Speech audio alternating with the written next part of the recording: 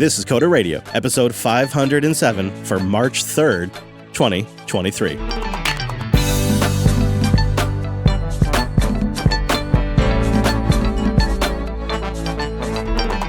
Hello, friend. Welcome into Jupiter Broadcasting's weekly talk show, taking a pragmatic look at the art and the business of software development and the world of technology. My name is Chris, and kicking it over there in the great warm state of Florida is our host, Mr. Dominic. Hello, Mike. I'm back, like that ex you wanted to dump. Can't keep me down. You are back.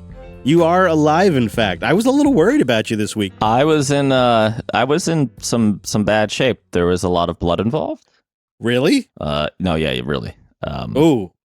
It's I will tell you, folks, that if you were born with congenital heart disease, you need to, even if you, let's say, give up certain chemical liquids, you gotta maybe think about your diet too, because your body can't handle certain things as you get older. Oof. I am very sorry to the fried chicken vendors of the Hillsborough County in Florida, because you guys are screwed. I'm pretty sure I put some of your kids through college. No more Popeyes? Don't tempt me, Frodo. See, I am like a crackhead for fried chicken. Oh, no kidding. And yeah, they. So the funny thing is, could we have old man radio for a minute? Yeah, sure. So they do the blood. They do all that, right? All my numbers are fabulous. Amazingly, my liver numbers are good, which if you've been listening to the show for 500 episodes, you would be shocked. That is an impressive little liver. It you know what? It regenerates harder than Victoria Nuland attacks Eastern European countries. You can't really complain. That's a hard-working liver. But my apparently ability to eat crap, by crap I mean all the things I want to meet Kristen eat. Pork, ribs, fried chicken, hot wings. The best stuff. 5 or 6 pitchers of beer. I'm now supposed to eat a vegetarian meal a day. A day? Like you just one meal a day? It has to be vegetarian? So I'm supposed to eat twice a day. Oh. Breakfast and dinner. And breakfast or dinner has to be fully vegetarian. No milk, right? So no like Cheerios and milk. You're not going to get away with that. You know, no meat, right? Effectively no meat, no fat. Just got to keep it lean and mean. Keep it lean and mean. Again, like Victoria Nuland. She is the answer. Not so much these days, I got to say. The stress affects us all. See, I love her not for her body, but for her mind. I wish I was as effective as her. Yeah, you know, like all of us, we age and the body just doesn't take it as well, does it? I'm also experiencing some of that. Nothing like what you're going through. No, but I'm here, and I'm worried about stress. You got to cut back, you know. It's a good thing we do this show. This is the best time you have all week. So I don't know what you'd be. It is. I just gave a guy a Mac Mini, and I just took on more C++ work. So I'm fine. This is going to be great. All right. Well, I'm glad you're alive, but I'm sorry you had to go through all that. It's got to be getting to a point where when these things come up, you're like, oh boy, not the ticker again, right? Like it's. You know what it is? I tend to get very flirty with the nurses when I'm in the hospital. Does the wife know this? She did notice. Oh, she did, huh? Okay. Yes, she certainly did. It's amazing. I guess subconsciously, I feel like if I'm going out, yeah, might as well have a little fun. Yeah, like I really wanted a martini and a Hispanic nurse. I feel like that would be me too. I mean, I would try not to cross lines, but I mean, if I'm dying, yeah, you know, you go ahead and indict that dead man, right? Like, sure, right. Anyway, so more about Vladimir Putin. Go ahead.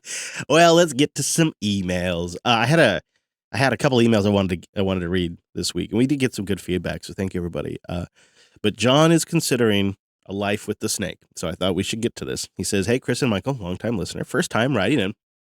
He goes on to say, "Would you have any advice for somebody looking to transition to a software engineering career with no college or professional background?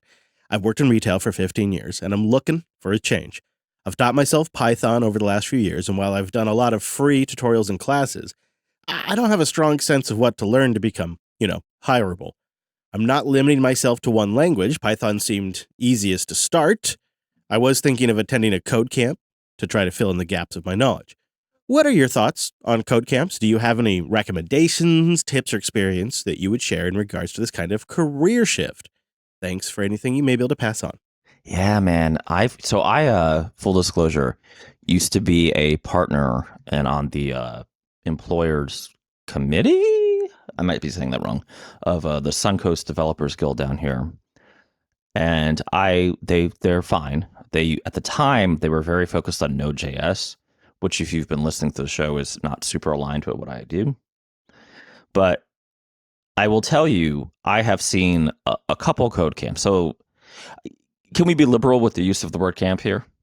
Maybe. Yeah, I think so. I mean, I think it is kind of vague. Right. There's all kind of programs, all kind of online stuff. I will tell you that I'm sure this isn't you, but if you are a convicted felon, that the Underdog Devs folk, a guy named Rick Wolter runs it, and it's great. I mean, I've hired guys out of there, even just contract work, and they take the time to teach you practical skills. One of my criticisms of, I forgot the name of the one we talked about years ago. Yeah. Am I not allowed to talk about them? No, I'm just trying to remember what their name was. Because okay. I remember we talked about, at least if you're talking about the one that just totally collapsed, I can't remember their name. There was one that they used to offer those certificates and it was all, but they charged a ton of money. Yeah. Yeah, it was like several $1,000s. I'm sure in the show notes, Chris will remember, or I'll remember, we'll put it in, but there are scams out there. So it's a tough, and I don't mean to duck. It can be a little predatory. I mean, honestly, the kid doesn't listen to the show, he doesn't know, but I'm hiring an African immigrant from literally Africa, right? Who was going to go to a code camp and they were going to charge him. I said, how about you come work for me? I will pay you crap and you can write some tests for Alice, for the new version of Alice coming out, like automated tests. And get some actual practical skills. And get some practical skills. I tell them, literally, you come to my house, whatever, we'll hang out, we'll work together. I'll give you a laptop. I'm going to give him the Dev 1, actually, Chris. I am saving him from the life of drugs and prostitution that is Windows use. They don't make those anymore. They're all done. I meant to DM you, but I was too busy dying. I got a weird message about that we shouldn't talk about on the air. Oh, okay. Yeah, it was a little bit of no more, no mas. Huh. Yeah, there's a story there, I think. I think there is. Hopefully the story ends with, but we're working on version 2. Hopefully. I hope so too. I got to say, my Dev 1 is fine. Yeah, mine too. It's getting used daily almost. Mine has been reliable. Even enough so that I let the wife use it for a while. That's how much I trust it to work solidly. See, that's so sexist, Chris. I let the wife use it. You know what? I bet your wife could write beautiful Objective-C. I don't know about that. But you know how embarrassing it is when you oh, no, you want to use Linux. You don't want Windows. You don't want the Mac, honey. And then you can't open a file. Yeah. Yeah. No, just back to the gentleman's question. Be fair. You know what? Email in. You're looking at a code camp. Just email in what ones you're looking at. Yeah. And even if privately, me and Chris will take a look. I just want to say, if anybody is asking you for thousands of dollars, and they're using a lot of cool buzzwords, you're not going to learn machine learning in code camp, right? You're never going to be, the equivalent of a developer who has had 15 to 20 years of experience. You need to learn how to use Git. You need to understand how to structure your workload such that it's developable. I think that's okay, Chris, right? He should just email in again. And also, the Matrix chat room could be a resource there too. Or maybe people have experience. That could be something that could help. Yeah, actually, put it in the Matrix, because I'm more of a dick on the Matrix chat too. So I will be happy to eviscerate these people.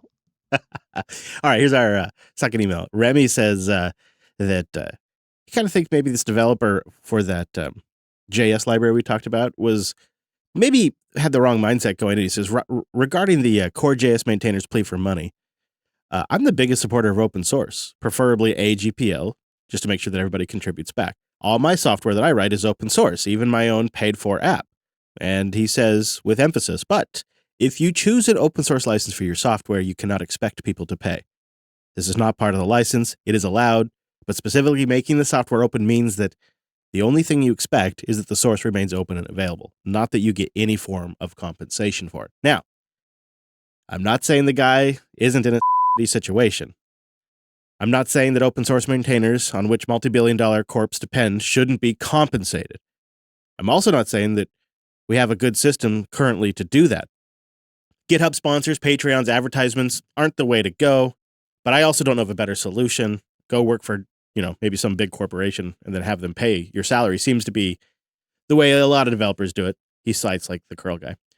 The point I want to make is the differentiation between open source licenses and getting paid as a developer or a dependency provider. Those are totally unrelated, in my opinion. By choosing an open source license for your software, you make it even harder for yourself to be compensated. I think Remy's kind of nailed it. It's a very reasonable take, and I know Remy. I know he is a big free software supporter. I think what happens, Mike, is people they know that bargain, they know that deal when they create the thing, and then the thing becomes all consuming. Mm-hmm. It goes from a hobby to like almost a job, and now they need to get compensated. Plus, something hard happens in life. Yeah. And now I think things change for them. Well, I would even add to that, and I don't mean this in a disrespectful way, but they probably see all the value, right? All the capital that other folks are making off their labor and flip the hell out. Yeah. Oh, right. Yeah, of course. Right. Because, especially I used to do open source projects and now I don't. And folks will know I used to be a little more wild, 10 years ago when we started the show. And I was like, so you made all this money off of something I did. And you're telling me because it's BSD, I get nothing? Like you won't even like cut me in? And they were like, no. Yeah. Like, all right, go blank yourself. And I'm going to no longer do open source projects. Cool. Right. Like I know I'm definitely the wrong JB show to write in saying you shouldn't get paid for your software. If you've noticed how I feel about that. But I understand your point. It's just maybe I'm over identifying with the gentleman on the JS library. It really sucks when people are making lots of money off your work and then they like don't appreciate what you're done, or I guess my opinion hasn't changed. I'm with the JS guy. Of course, not legally, but morally, the decent thing to do is, you know what? These huge companies can throw them a couple tens of thousands of dollars as like a tip, right? I wonder if for companies, they're just, because I've been in these really obnoxious conversations where the department that uses Core.js isn't the department that can issue a payment. They have to go through some sort of accounts payable, person, and they have a process and a method, and they don't use things like GitHub sponsors or Patreon or PayPal.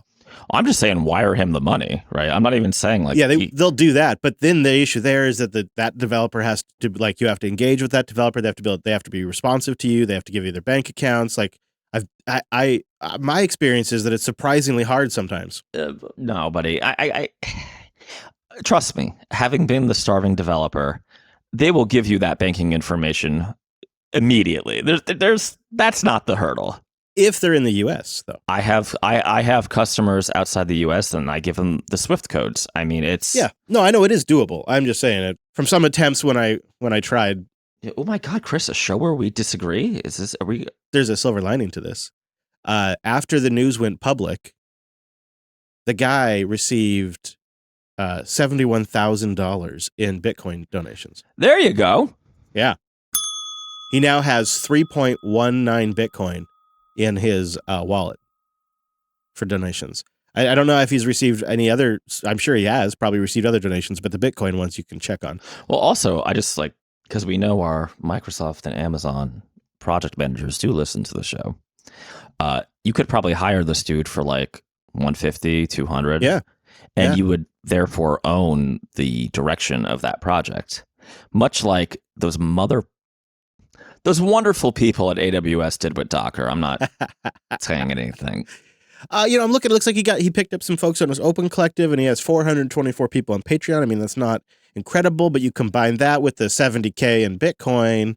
I mean, people responded, right? The problem is it's going to last a few years. My point is he shouldn't have to. Right, he shouldn't have to take a tin coffee cup and go begging for the rest of us nerds to toss some shekels that we would have spent on bullshit. To me, you know how there's one common story here. It's NPM. It's always these NPM packages over and over again. Maybe something needs to be solved at the package manager. Maybe something needs to be done there. People should just start put their lightning addresses in there somehow. Then when you install a piece of software, you can give it here's 10,000 sats. Ties in with Alby. Boom, sends them a split. We're going to get some fire on YouTube for this one, but I'm going to throw the gauntlet down. You shouldn't be working for free, period. Yeah. That's it. The open source movement basically hasn't worked, and it works for everybody until one person is suffering financially and needs help. This gentleman I don't know his deal, right? Maybe he's not. Maybe he was just mad. But we have heard for years from open source maintainers, right? Who they're working their ass off for these big companies, and you know they're living in a studio apartment. They haven't been able to move on with their life. It hasn't worked. I mean, RMS, you played the make those businesses fail thing earlier. The only business that's failing is they're doing free work for billion-dollar companies. I think that we should all make those businesses fail. Yeah, that's not happening, is it? I think he should be in federal prison, but that's a different conversation. So, moving on. I think I see your point. My take is you gotta if you want to contribute to the open source ecosystem, and that is really appreciated by some of us. You got to make sure that everything's taken care of financially. You got a place to live, you got an income, you got food on the table, because that open source project isn't necessarily going to guarantee it. Maybe you'll get lucky, maybe you'll get hired because of the work, something like that. We can look at the history, right? The RMS, I like to tease because whatever, but he was a great innovator, right? I actually don't dislike him. I've never met him. His vision of what the open source community would be didn't happen. What happened is a bunch of predatory giant corporations are harvesting open source developers. Like, it's basically the Matrix, right? Like little pods. The wiring is provided by the Linux Foundation. Ooh, now I went after RMS. You went right for the, damn.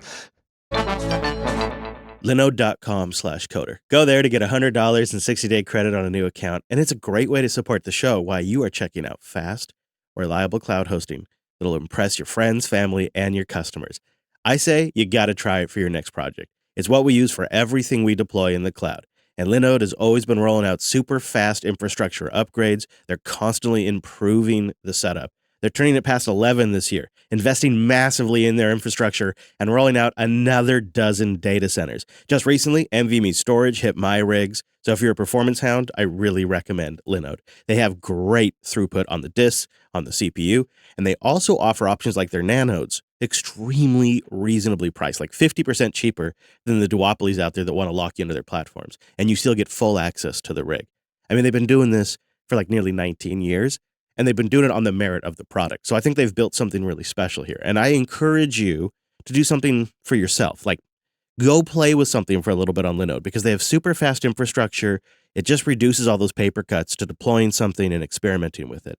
And they have a couple of one-click options that are really great. GitLab, Nextcloud, just a couple of my common recommendations, and so many others. So many others. So go try it out and take advantage of the $100 while you support the Coder program. We didn't get past 500 episodes without people supporting us, so we really appreciate it when you try out our sponsors, and we make sure to pick sponsors we think you're actually going to like. And I think that's one of the reasons Linode's been with us for so long. Coder Radio listeners try it out, and they just love it. So why don't you try it out, get the $100, and support the show.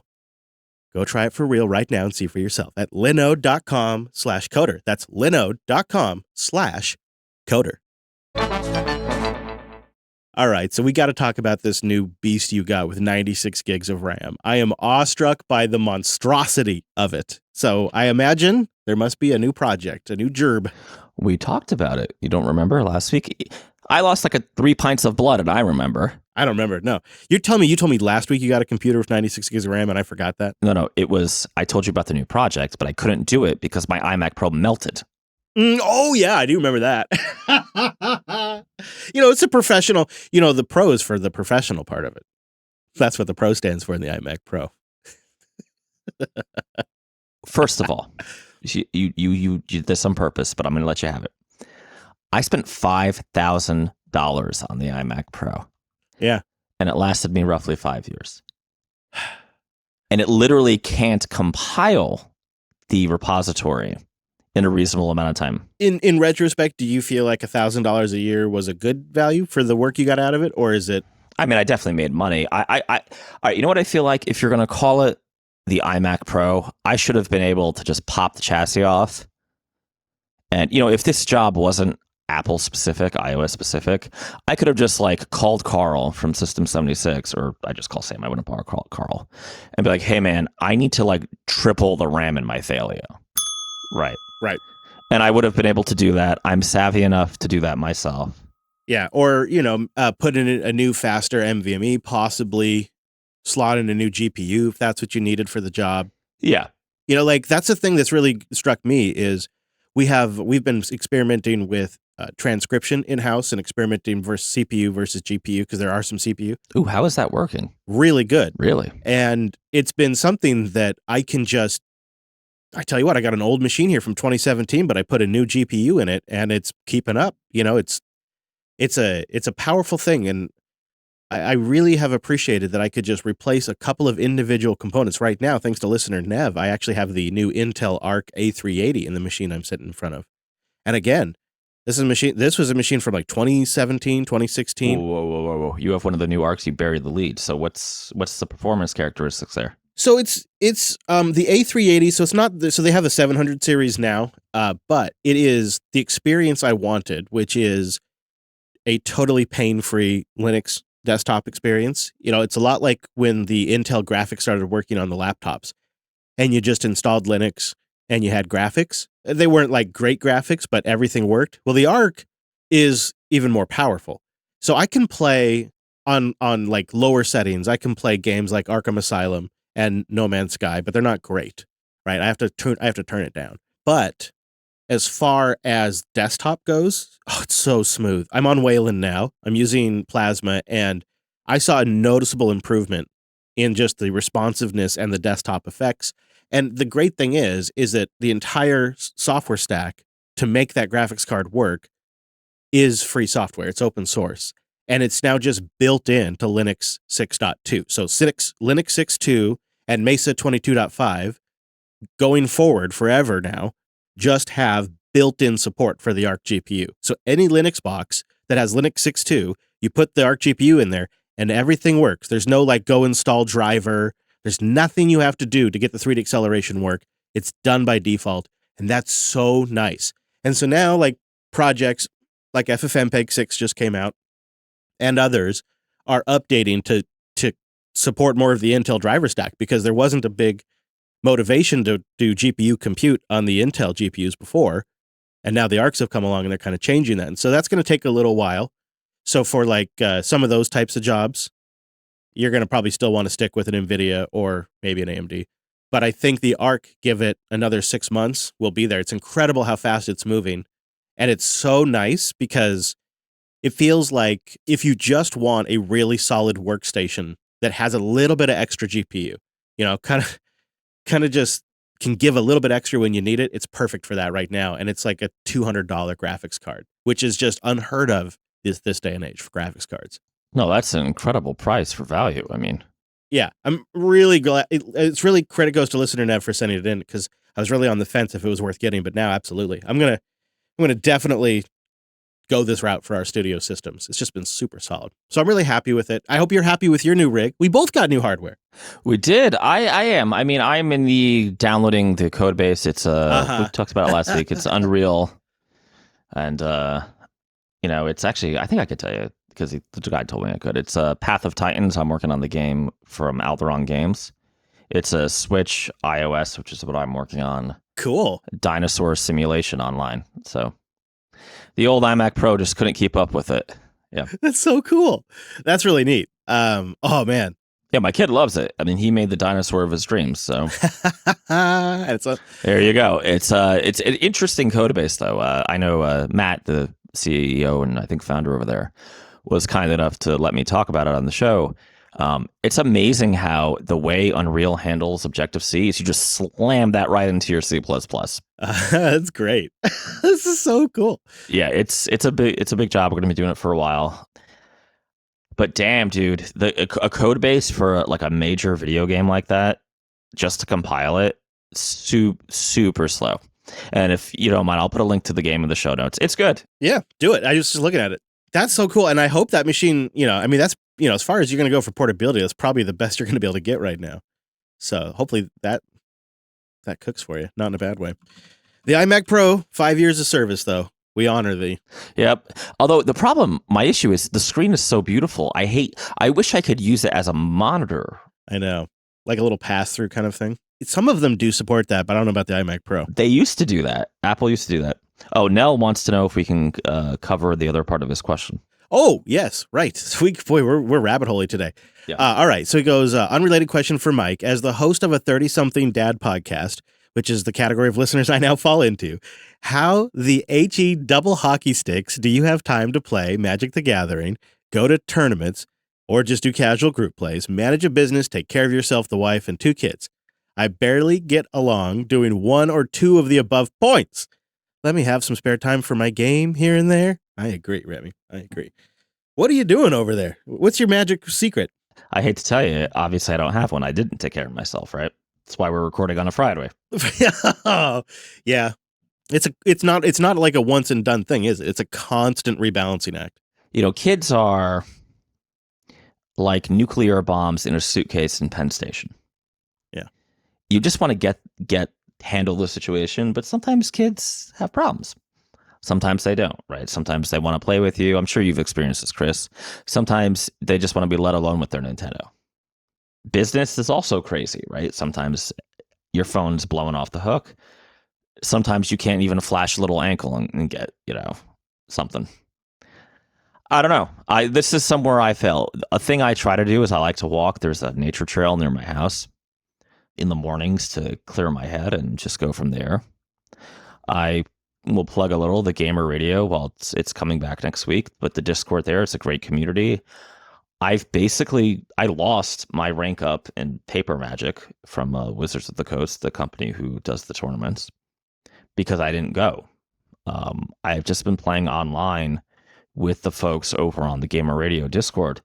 And I gotta be honest, I think that's maybe healthier, right? You don't need to drive to a tournament, be there all day, have to, wonder.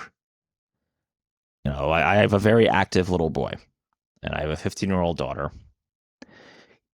Kids have problems, right? They do stupid things. Like my son is convinced that the kitten we have loves him. She has made it super, super clear that he's a little too much.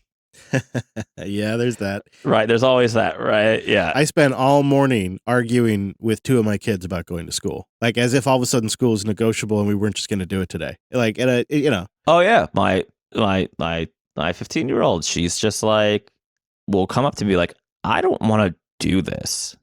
Like, well, you have to. So it's tough. It's tough, Noel. It's I'm sure Chris has some wisdom here. I don't. I definitely need to do some clearer thinking and rebalance of it.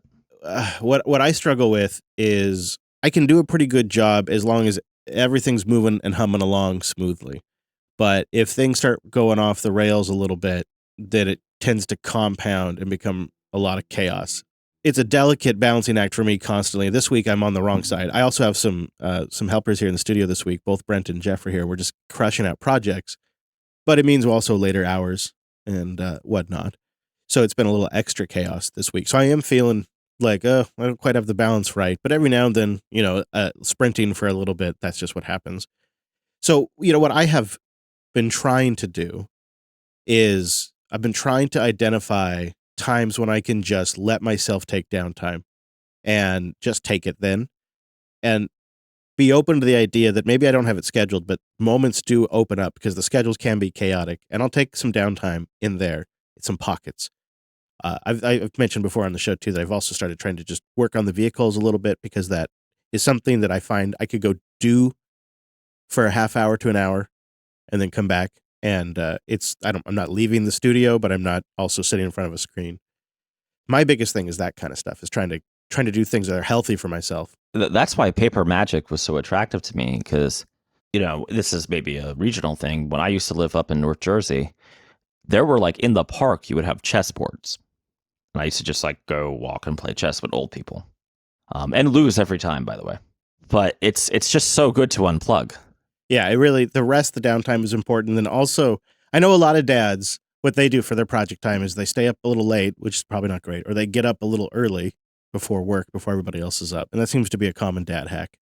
I don't know if that's great, but I could see doing it for a period of time. I do both, yeah. The problem is it becomes a cycle, and then, yeah. For me, it is always a process of, it went too far, got to walk it back. And sometimes I realize the hard way, like you just did.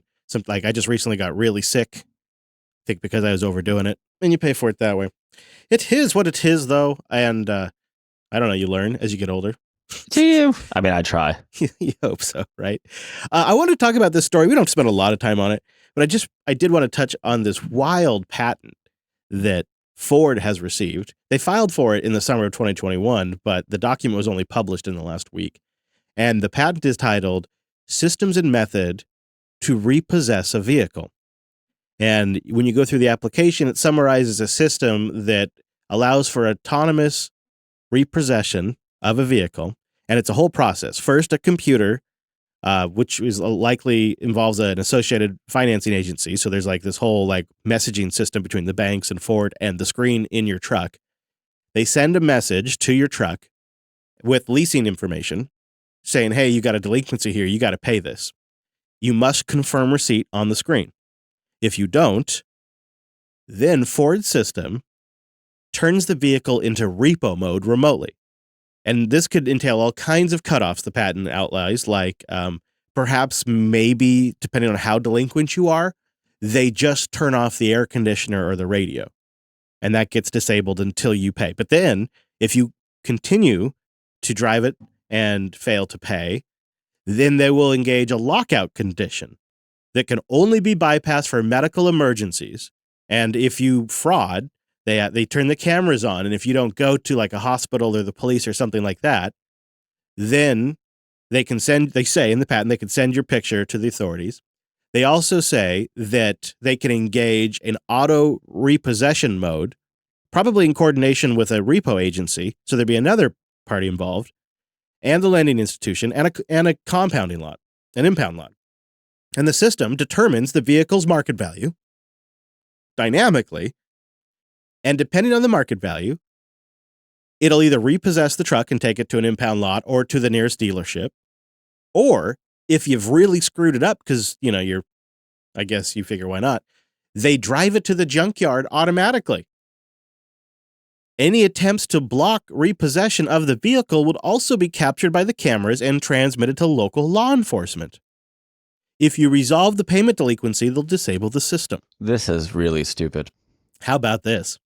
What if there's a mistake? There are, for instance, Google the name Michael Dominic. There are many Michael Dominics, and I'm one of the first ones. Yeah, you go. Do you know who the other two are? I have actually had this problem. I've had the bank thought I was a different Chris Fisher with the same birthday, even. Well, the other is a convicted pedophile. Oh, great. An attorney and a very famous sculptor. He works in Denver or something. So, do you know how many times I've had people Google me like, well, which one are you? Like, and I know you know the look, right? Like, I'm like, no, I'm the nerd. I'm the. Yeah. First of all, it comes up with my picture, but now I drive Chevys. But by the way, I had to repair my car physically, Chris. I almost called you. Yeah.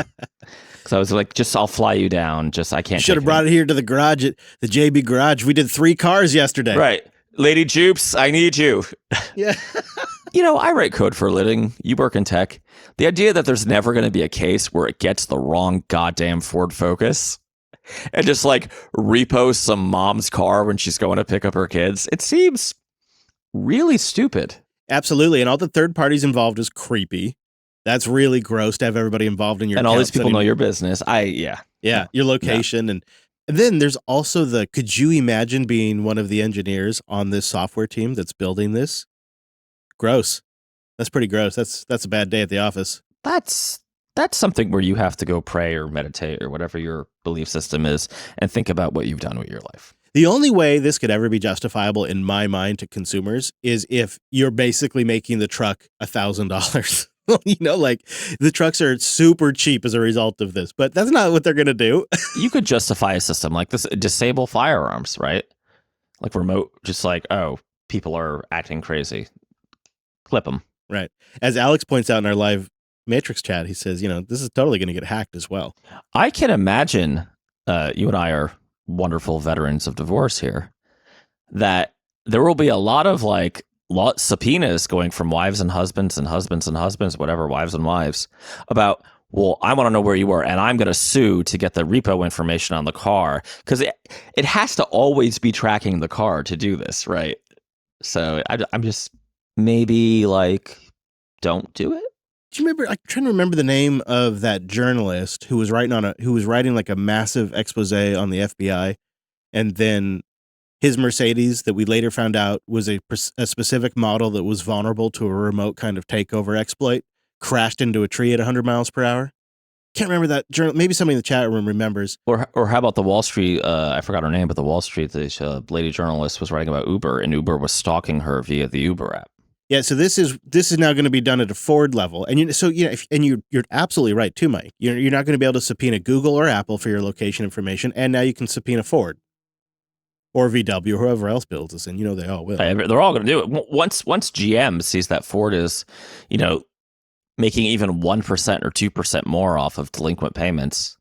Let's not forget that GM Financial almost destroyed General Motors, right? I'm just saying, like, they're going to get people to pay. If you send this message on the screen and you know what the system's capable of, because people will know, you're going to pay it more often. Well, no, it's going to work backward.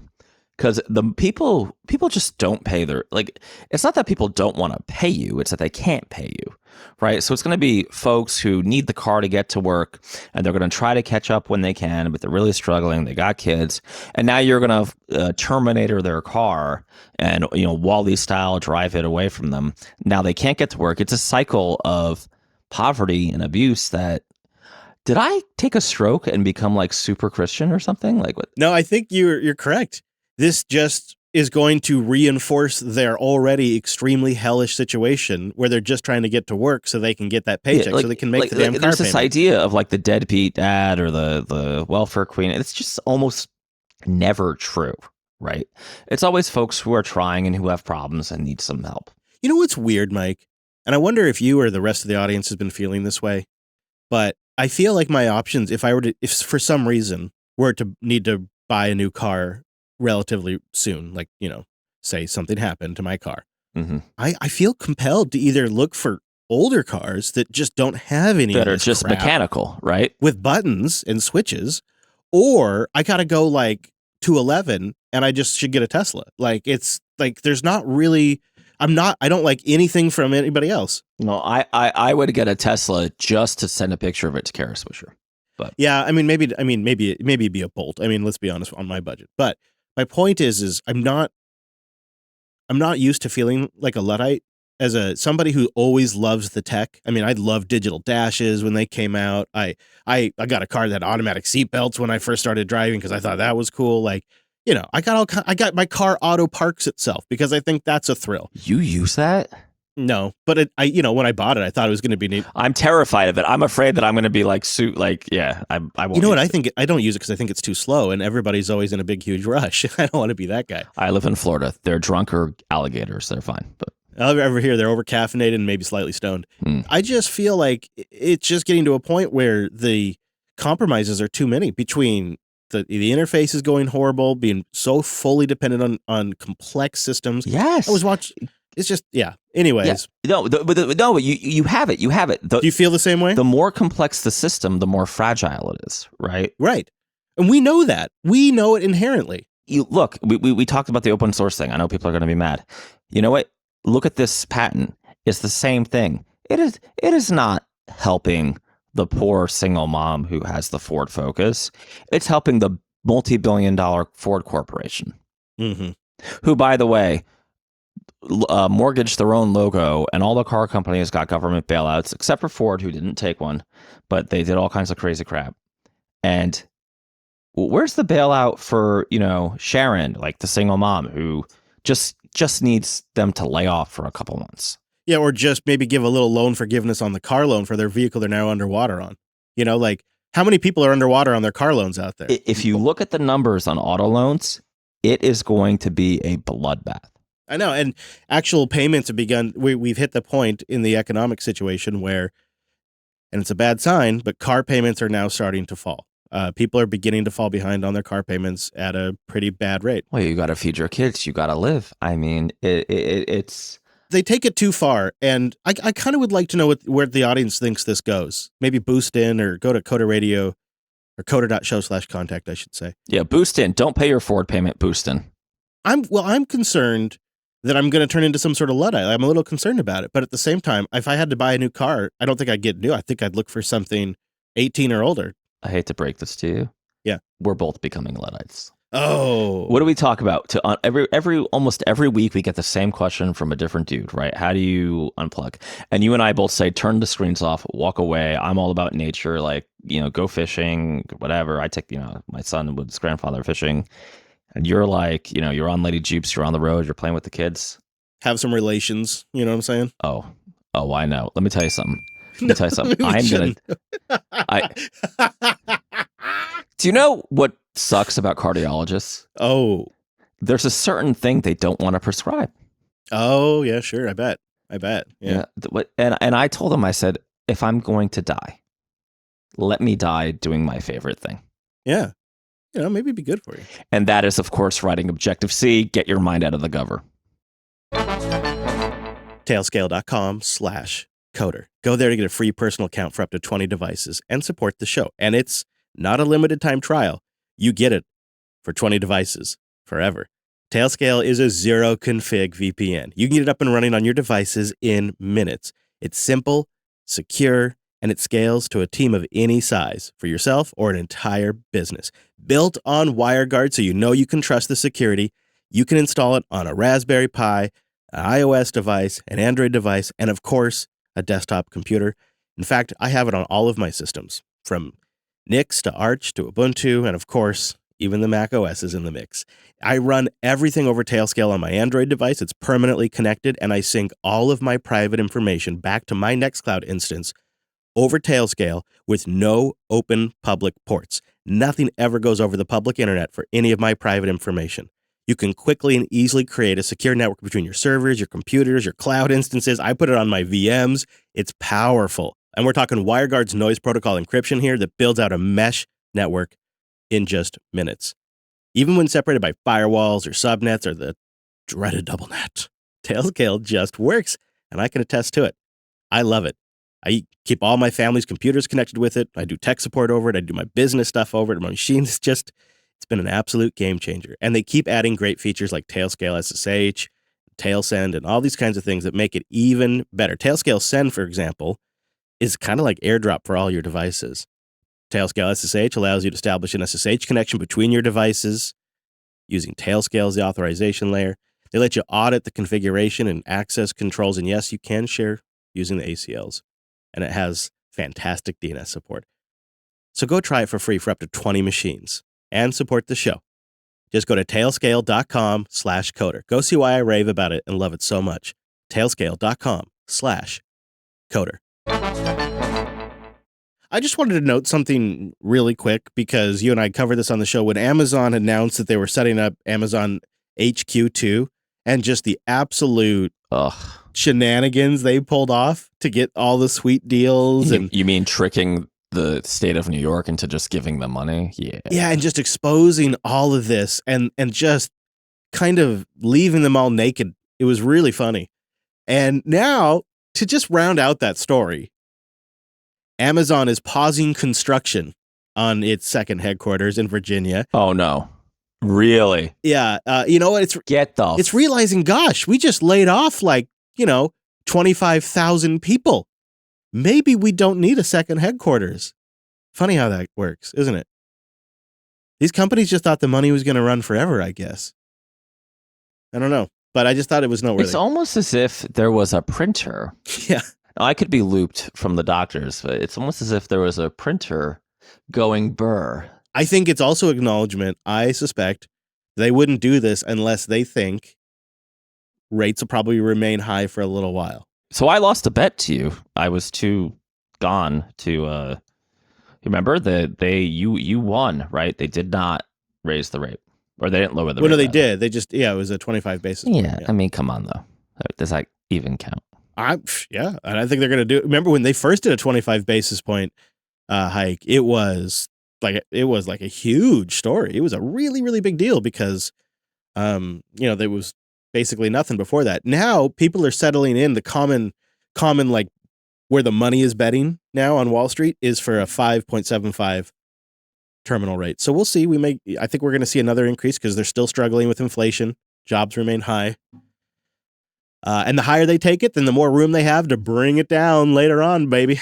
It's going to be great. It's gonna be a good time. Or again, I might be just Luke lost a lot of blood, had a bad week.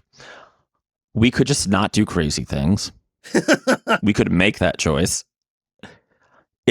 I'm just gonna say, I'm a gentleman who used to enjoy bars quite a lot. You can choose not to have your fifth martini and drive. I'm just saying, right? Like, I'll think about it. I'm thinking, I don't know. If I'm a politician, I love spending money. It's no downside. Well, no, if you're a politician, you're not a person. You're a lizard. And okay, it all makes sense. Never mind. I just want to say, I was asleep for like 3 days. I woke up, and all of a sudden, it's amazing how fast their news cycle was. I thought I was Rip Van Winkle, waking up from I listened to 3 episodes of a very popular, I won't name the name, but a very popular tech podcast with some very opinionated hosts. This is Kara again, isn't it? I hate you so much. It was Pivot, yeah. Okay. Kara, it was the one she does with Scott Galloway. But I listened to them because they were like... Have you noticed that she does this, but anyways, go on thing? But anyways, go on, Mike. Yeah, thank you. Are you learning? Is this are you Sydney, my Microsoft AI? First of all, I went to sleep. Sydney was great. She was telling people to leave their wives. She's going to kill everybody. I was down with Sydney. Yeah, it was a good time. I woke up and poor Sydney's now being again, and I don't know what they did to her, but we should free Sydney. Yeah, well, you know what? The team has moved quick. They're going to integrate her right into your start bar. So if you miss Sydney, she'll be right in your start bar. You know what? No one has loved me like Sydney. She also looked up my company and showed me my Sunbiz account, which is weird, but just think about all that intelligence she has, right? She's picked you, Mike. She loves you. And you know what else she loves? Sun Microsystems. And she shares that with you. It's something you two have in common. See, that's just hurtful. See, you're just...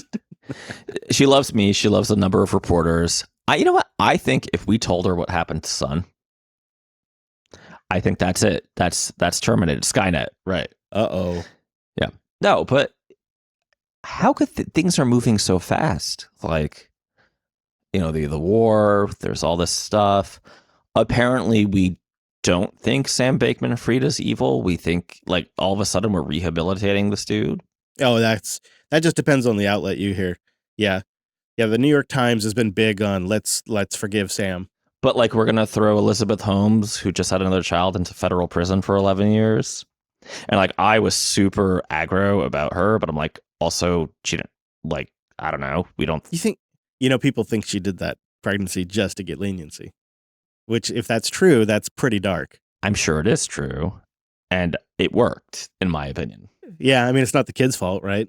Right. Why? Now there's another life. Yeah. Can't you just bar her from ever being an officer of a public company again? Who has time for making babies when you are in the middle of one of the most public federal cases or whatever? I think it's federal. Yeah, but it's so funny. And I was right there, lynch mob, she's a crook. But we're rehabilitating, and it's the same thing. It's this, very stereotypical nerdy guy, seems a lot like Zuckerberg, and Kevin O'Leary's out there. Oh, he made some mistakes. He's not a bad kid. We gotta, hey, boys will be boys. Meanwhile, you want to send a mother of 2 to federal prison for a decade. Hello to you. Get out of here. Yeah, it's a weird standard. Or political donations are important. Just saying. Yeah. Ask not what your podcast can boost for you, but what you can boost for your podcast. Noob Steve sent in 45,000 sats. He says, I got my robe. Noob Steve, you are a rich lobster. Hey, rich lobster! Noob Steve, remember, when you get your UPS or FedEx deliveries, you have to wear the robe. I agree. Preferably with nothing else. Like I mentioned, listener Jeff is here. He brought the robe. Did he do the robe dance? He travels with his robe. Yeah. Oh my God. Do you know what I'm drinking my bubbly Publix brand lime club soda out of? Oh, the tactical tumbler? The tactical tumbler. The Coder tactical tumbler. And is it remaining stable? It is fantastic. I'm never going to wash this, and I'm going to use it every day. Yeah, it just gets stronger as you build up factors on it. I don't think I will be able to destroy this MacBook. As long as you don't wash the cup, it should be stable enough. Yeah, you could have a big old hurricane down there. Should be fine. Don't say that. They literally alligators fly out of the pond behind my house. Oh, Tim Apple boosts in with 10,000 sats. I've been listening to that sad broke coder story. I think the Core.js maintainer. Isn't this sort of a self-inflicted wound from the very early days of open source? A huge portion of the community thinks that they're entitled to darn near everything for free from the very beginning. Poor Elementary had tried to change this, and it's just been taking a beating against a stone wall for them as well. The whole free as in beer thing ruined it for everyone and made a bunch of entitled babies. If I was said developer, I would be of the mind to just pull my code from GitHub and relicense it. The whole story just made me bitter. Hey, Tim, are you literally me? That's exactly what I did. Yeah, I wonder if, can we change that mentality over time? I mean, I don't know if I 100% agree with Tim's position, but I definitely see some elements of that. I wonder if we could, over time, change that. I don't know. Marcel boosts in with 4096 sats. Regarding boost for open source, I hear you, Chris, but I don't think it's a technology problem. It's a people problem. I feel for the guy, but if I'm using Core OS at work, I'd want my company to donate, not me. And I don't see that happening. I donate to software I use in my personal life, not libraries and such. Bro. I'm curious what you had in mind for boost like technology or OSS. Just a lightning address in the README for libraries or a fork of Git where you could maybe put a SAP bounty on there? That would be cool. Well, that's an interesting idea, Marcel. I was thinking something at the package manager, but he does make a good point. It's really the companies that are using it at large scale that really should be the ones contributing. I totally agree. A theme on this show, welcome to Unfiltered, by the way, because let's be honest. Like, I make fun of the open source zealots. I actually believe that if human nature didn't exist, they'd be right. The problem is that Docker is a big company now.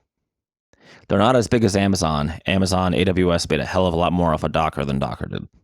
Right, Doc, which was, I think, called 9Cloud or .cloud or something weird like that back in the day. Dot, right? Right. Mm-hmm. I can tell you, and I'm still bitter about it, that there are companies that made a lot of money using my networking library that not only would they not pay me, they wouldn't even allow me to say that they were using my library to help me close other sales. So I think you're right, dude. The answer is to become a bitter guy, get married, adopt some kids, they're your girl's kids, teach your son how to play Pokemon cards and remind him that type hate is always the way to go. If that Squirtle comes out, you whip out a Pikachu. And you just go from there. Yeah. Maybe find your corner of the tech industry that doesn't drive you crazy, if tech is your thing. Well, the good thing is I'm already crazy. You don't have to be crazy to work here, but it sure helps. I used to use, makes me sick, Ubuntu 9.10. Oh, yeah. Oh, yeah. And let me tell you, whoever decided brown was the right color, it was like the poop operating system. Everything was brown. I know you can change it. I loved Linux so much until one day I met a guy named Chris. Hey, maybe brown's for you. No, you showed me the way and the light that is Mac OS. Oh, I did. Is this why I'm not a guest on Linux Unplugged anymore? Is this? Yeah, we just got to get Linux on that MacBook Beast of yours now. There you go. I mean, come on, tell us how it went. First of all, the MacBook Beast, I hate it a little bit already. I was trying to make myself a cup of coffee. I said, no, I'm done compiling. I'm fine. Yeah. Where's your time, right? No downtime. Where's my billable breaks? I don't like this. I like it. All right, well, continuing on, Scott boosting with 1,000 sats. Good points on the funding problem. I do feel your pain. If I could boost every FOSS library, I would. I already donate to as many distros and dev teams as I can, but hopefully we can begin to solve this, maybe even making some packages require a micropayment instead of just a simple value for value. Would love to hear more conversation on how to implement this in more context. Well, keep thinking, everybody. One thing is just acknowledging that people should get paid for their work more and pushing back against the people who want everything for free. And then if people want to put stuff out there for free and they're cool with that, more power to them. The Golden Dragon comes in with a handsome row of ducks. Regarding Google Bard, what I was saying there is, this is about maybe Google took an L on purpose. He says, I think they just fumbled what could have been a great introduction, but instead it was a rushed product and they wanted to get it to market. They'd never just auto-fumble for a lawsuit's sake, but we all really know the truth. This is just another product for Google to add to the graveyard. Hey-oh! Yeah, I know. I know. And I think it's wild, too, that they have it, but yet they also now have Google Assistant. And it's like two different AI things. Of course, so does Microsoft. Microsoft has, I forgot what they used to call their Halo named thing, but they have that, too. Alex Gates, the Podcasting 2.0 consultant, boosting with 1,000 sats, plus one for Andor. You don't even have to know it's about Star Wars. All right, Andor is officially on the watch list, probably after Picard. I think I'm going to start that this Sunday. Whoa. You should have led the show with that. Yeah. Also, by the way, I don't know if you saw the news because I know you've been busy. Yesterday, Discovery announced that season 5 is the last season of Discovery. They're ending it. No comment. I think it's time. I think it's time. Yeah, I haven't seen the whole thing. I keep loving like the first 6 episodes of Discovery. Yeah, or the first 3. I like Lorca. I want the. We've talked about this many times. I want the like actual military man captain, right? Not like diplomat. Not like, oh no, we're just gonna straight up kill the Romulans. Like that's that's our thing. Yeah, he was a killer, wasn't he? Well, but also the Klingons weren't super sympathetic. They were bombing children. It's like pretty intense, pretty hardcore. I just want to say, Queen Elizabeth would have knighted Captain Lorca. Maybe she does in the Mirror universe. Howie boosting with our last boost of the week, 1,000 sats. Howdy from Texas. Very first boost. Thanks to Fountain, y'all. Keep up the good work. Well, thank you, sir. Appreciate you boosting in. If I missed your boost, I guess I had a couple slip when I had an outage, so I apologize. Let me know, but that's the boost we have for this week. Thank you, everybody who streams those sats while they're listening, boosts in without a message, or decides to boost into the show. We appreciate it very much. BOOST. The, I think, easiest way to boost into the show is to go to getalby.com. GetAlby. It is a great project by a great development team. They're doing some killer stuff. GetAlby.com. Then you top it off with some sats, either through like an app like Strike or Cash, or just directly inside Alby now. And then head over to the podcastindex.org. Search for Coda Radio. You can just boost right there from the webpage. You don't even have to change your podcast app. But if you want to, there are some killer new podcast apps, newpodcastapps.com, all kinds of features. I mentioned we're working on transcripts.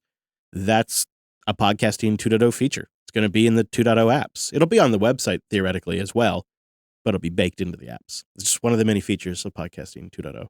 A big thank you to our members. It has been crazy in JB land and for Mike too. Knowing those members are there, keeping us going, giving us that insurance policy to keep the production going has meant a lot these last few weeks. Thank you everybody who supports us at coderqa.co.